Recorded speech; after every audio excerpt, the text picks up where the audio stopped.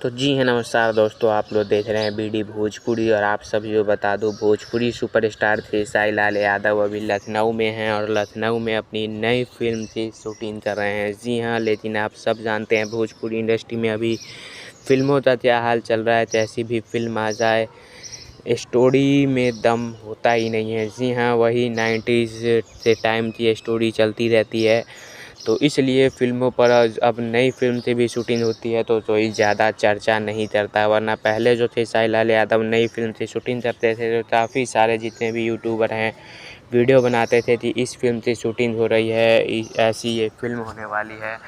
लेकिन अब ऐसा कुछ भी नहीं है। जी हाँ, लेकिन फ़िल्म का नाम मैं आप लोगों को बहुत जल्द बताऊँगा और आप लोग एक आधे फ़ोटो आएगा उसमें देख सकते हैं। और आप सभी को बता दूं कि फिल्म में ऋचा दीक्षित खेसारी लाल की हीरोइन होगी और लाल बाबू पंडित डायरेक्टर हैं, संजय पांडे और भी काफ़ी सारे स्टार कास्ट देखने को मिलेंगे इस फिल्म में आप सब।